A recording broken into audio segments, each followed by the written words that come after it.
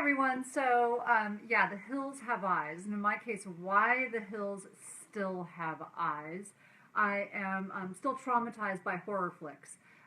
So before we get too much into that, let me just back up a little bit and talk to you for a second about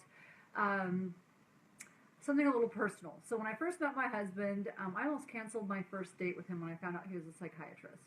So it's not a big secret, but I didn't have a big love of psychiatry or psychiatrists. Part of that's personal. I had seen some people in my family hurt by them. I was a neurosurgical ICU nurse, and you know, our patients were mostly pretty out of it. I worked in a trauma unit, and so the only time we ever called psychiatrists is when we wanted something to knock our patients back out when they were hallucinating or trying to climb out of bed or stuff like that. So, I just didn't have great experience in the past with psychiatrists, so a little personal. But when I met Daniel, I was like, oh, I'm just going to be polite, get through this date, and then, whatever, move on. And then I met him, and he was so interesting, and what he did was so different, and I was really fascinated. And then he was doing really well. He was doing really well on the date, and then all of a sudden, he goes, so, oh, come on in, honey. Sorry, I've got a visitor.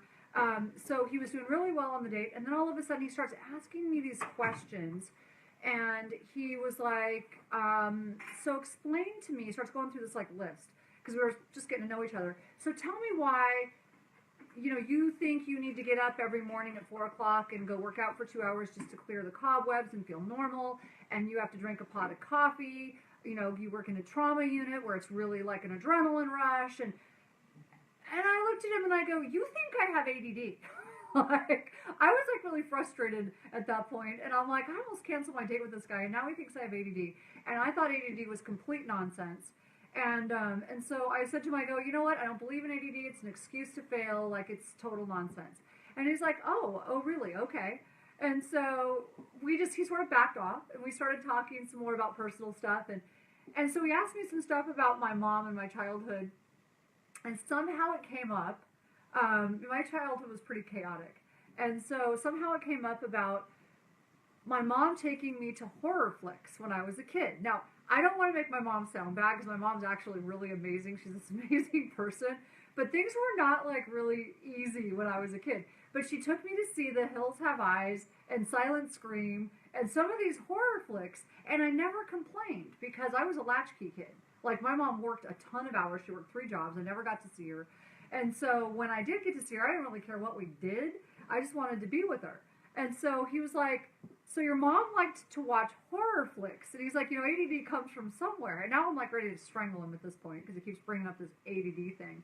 But as I got to know about ADD, I finally had to admit, because I stopped and thought about it, and I'm like, oh my gosh, that explains my... Okay, I got disconnected there for a second. Hopefully you guys are back. Anyways, so the ADD thing explained my whole life. But, to this day, I can't watch horror flicks. I'm sort of traumatized by the whole horror flick thing. And oddly enough, so what I want to bring up today is, when we see kids, we see a lot of kids with ADD. And, the first thing Daniel will often say is, well, they get it from somewhere. And so I have pretty mild ADD, but when we scanned my mom, it was no surprise to any of us once I really understood what ADD meant, that she kind of had ADD from hell, and but it explained a lot. So my life was pretty chaotic growing up. There was a lot of trauma and drama, and I used to sort of laugh about it, but it wasn't that funny. When I would say that, Jerry Springer got his material from our, watching our family, it could have been a reality show, quite seriously.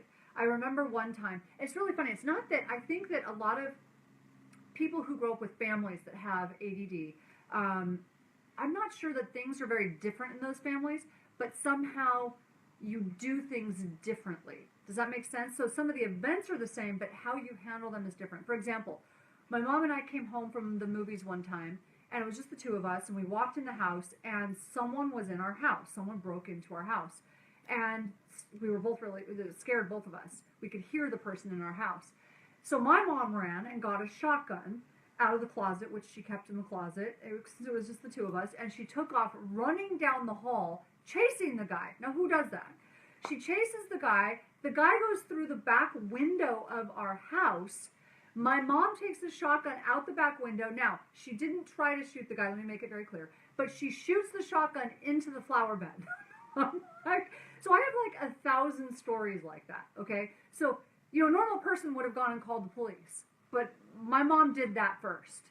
And so there were always these crazy stories and how things were handled. There was just so much drama and chaos. And, and so I never really understood why we were so different. I just knew I never wanted to have friends over. And once we understood, like when I met my husband and I started to actually believe in A.D.D, and we scanned my mom and we actually scanned my uncle, who was a heroin addict, who created a lot of havoc in our home, things began to make sense. And things began to heal. We actually healed a lot of things in our family, and the family started to get along better. And it was a really funny story. My mom and my uncle called me one day and he's like, your mom is so much better. I don't know what's going on with her, but she's so much easier to get along with. And I'm laughing because the same day my mom called me and said, wow, I don't know what's going on with your uncle, but he just is so much easier to get along with these days. And I'm cracking up because I know that they both, now understand what's going on with their brains and they're doing something to help themselves. And it can be very healing to someone with ADD. So once I stopped fighting this idea that, ADD is a myth and it's just an excuse for people to fail, it's an excuse for people not to try harder, and I started to really understand how it affects families. So I want to just read to you some of the list of what people with ADD, if it goes untreated, what they're more likely to do. Have chaos and drama in their families, have more injuries and medical visits. They're more likely to drop out of school. My mom was a 16-year-old runaway. She not only dropped out of school, but she ran away. They're more likely to commit crimes and be incarcerated. My mom didn't, but my uncle did. My uncle was, he was a heroin addict and he had trouble with the law. Abuse drugs and alcohol. My uncle did. Teen pregnancy. That wasn't my mom. Get divorced. That was my mom. She smoked. Financial problems. In my early years, yes. Bankruptcy, and just chaos. So when I look at that list, I'm like, okay, wow, maybe I can't ignore this any longer, right? And, my mom is an amazing human being. So she never did drugs. She took being a mom very seriously. She worked super hard. She was very responsible. But life was harder because we didn't understand this, because we didn't have this information. It was a lot harder. And it could have saved us a lot of, just a lot of pain had we known all of this. And so what I want to point out is what you can walk away with.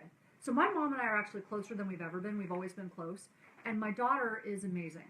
And so because I have this information, we've done a lot of things differently. We actually scanned my daughter. She's got 0 evidence of ADD, which I was like so happy about. So my mom's got it pretty bad. I had very mild. But now knowing what to do and doing everything that I can, my daughter has no ADD. And so when you know better, you do better. And that's really what I want you to take away, is that you can, because this isn't just about you, this is about generations of you. You can change future generations with your behavior. You don't have to be stuck in the same cycle and keep repeating that cycle. So, I went from one extreme to the other. My mom was chaos and drama, and I went to this extreme opposite side of structure. I wanted structure, no chaos, no drama, which can be its own form of drama in a way, not allowing for any flexibility. And so, but you can learn, and you know better, and you do better, and you can break that cycle just by having the information, and having some grace, and having some mercy, and learning, and forgiving each other, and learning together. And what are some of the things you can do to help your kids moving forward and yourself? The first thing you can do is get help for yourself. So get it treated. So if you've got ADD, if you've got any of those symptoms or any of those signs that I talked about, and you need that constant adrenaline, you need coffee, you need to work out just to feel normal, you're drawn to alcohol and drugs, you work in a place like a trauma unit just because you like the feeling it gives you, and you need a lot of chaos and drama, conflict seeking, get that treated. And then for your kids, watch the amount of time they spend on gadgets. Okay, it's in this day and age, their gadgets are a normal part of life, but you want to educate them on what it actually does to their brain. And I'm so proud of my daughter. When she learned this information, she decided to keep herself busy. So she's been so busy. Now she does dance and vocal lessons and all these things because she knows it's not good for her to just stay on her phone all day. It's really bad for your brain. We play tennis together. We do all these fun things. Spend time with your kids. Be a hands-on parent and listen more than you talk. So be active with your kids and be involved. And remember what it's like to be their age, okay? Don't pretend like you were perfect, because they know the truth. And they won't tell you they know the truth. They just won't tell you the truth if you don't tell them the truth. Diet and supplements can really help. Sugar is the kiss of death if you have ADD. So eliminate those, the sugar and the simple carbs. Don't have a carbohydrate-rich breakfast. Start off with protein and some healthy fat. You got to get your sleep. Most importantly, you got to protect their brains. If they're young, don't let them go, do things that are going to damage their brains early. So protect their brains, which is what we did with my daughter, and now she doesn't have ADD. It's like we broke that cycle.